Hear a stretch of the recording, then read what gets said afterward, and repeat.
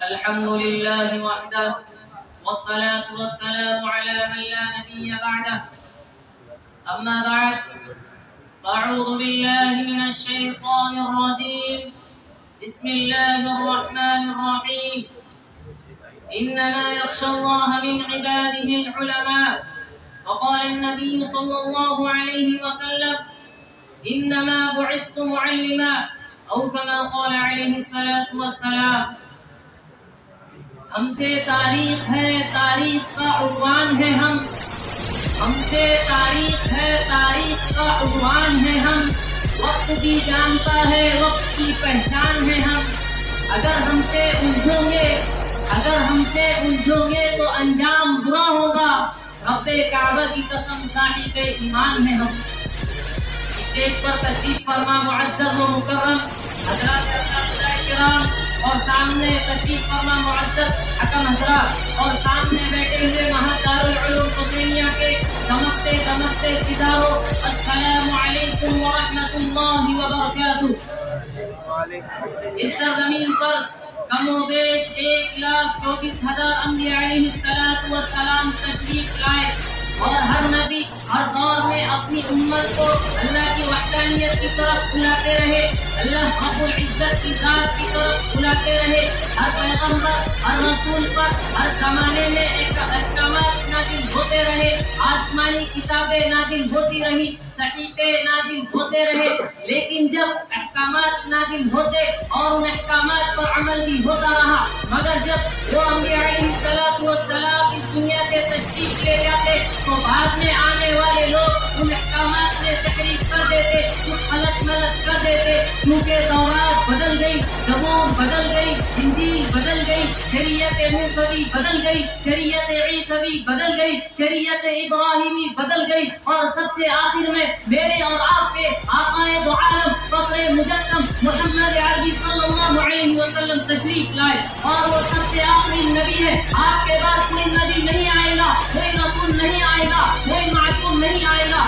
آپ سب سے آخری نبی ہے. آپ کے بعد نبوت ختم ہو گئی، آپ کے بعد رسالت ختم ہو گئی. آپ کے بعد کوئی نبی نہیں ہوگا مگر قرآن ہوگا، دین ہوگا، احادیث ہوگی، فقہ ہوگا، کلمہ ہوگا، نماز ہوگی، زکات ہوگی، روزے ہوں گے، حج ہوں گے، احکامات ہوں گے، آسمانی کتابیں بھی ہوں گی، ان کتابوں میں پارے بھی ہوں گے، ان پاروں میں آیتیں بھی ہوں گی، ترتیب بھی وہی ہوگی، رکوع بھی وہی ہوں گے، احکامات بھی وہی ہوں گے. یہ ہوگا کیسے؟ یہ مزدار بنے گا کیسے؟ میرے آقا نے فرمایا انما بعثت معلما، بے شک مجھے معلم بنا کر بھیجا گیا ہے، بے شک مجھے استاد بنا کر بھیجا گیا ہے.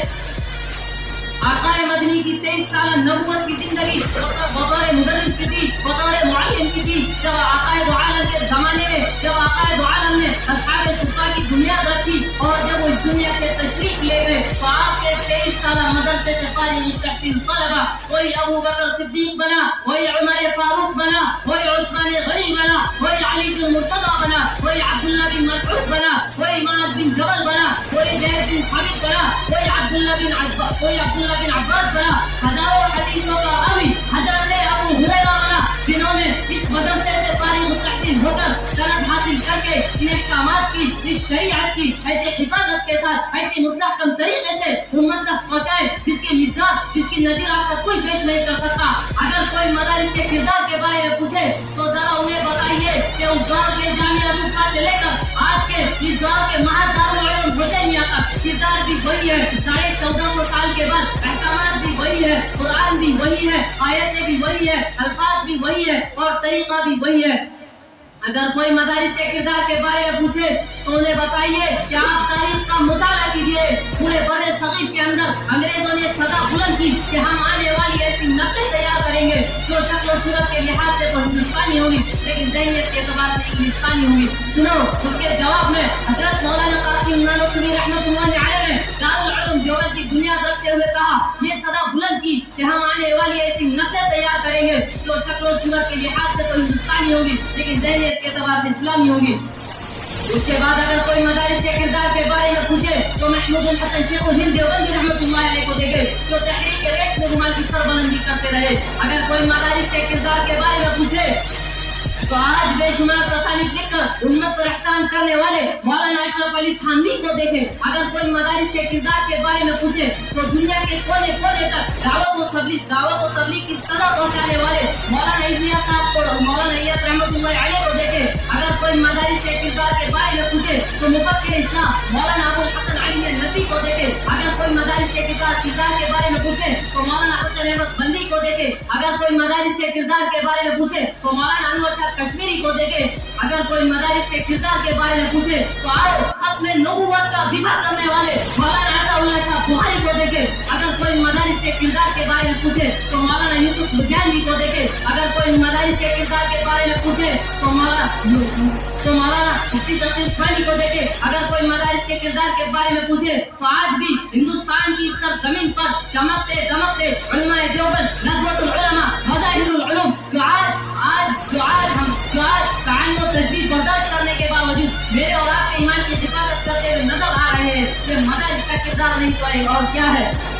اے ملت اسلامیہ کے غیور نوجوانوں، آج ہمارے ان مدارس اسلامیہ کی، آج ہمارے ان علماء کرام کی تمام قربانیوں کو فراموش کیا جا رہا ہے. آج ہمارے ان مدارس اسلامیہ کے تابناک ماضی کو شکوک و شبہات کے دائرے میں رکھا جا رہا ہے. اے میرے مدرسے کے طالب علموں، تمہارے اوپر پوری قوم کی ذمہ داری ہے. یاد رکھنا، اگر تم راہ حق سے ہٹ گئے تو پھر یہ قوم راہ حق پر نہیں رہ سکتی. تمہارے دل کے اندر کبھی لالچ نہیں آنا ہے، تمہارے دل کے اندر کبھی دنیا کی خواہش نہیں آنی ہے، اس لیے کہ تم حق کے پیکر ہو. کسی شاعر نے کیا ہی خوب کہا ہے، ہمیں دنیا سے کیا مطلب، مدرسہ ہے وطن اپنا. ہمیں دنیا سے کیا مطلب، مدرسہ ہے وطن اپنا. مریں گے کتابوں پر، ورق ہوگا کفن اپنا.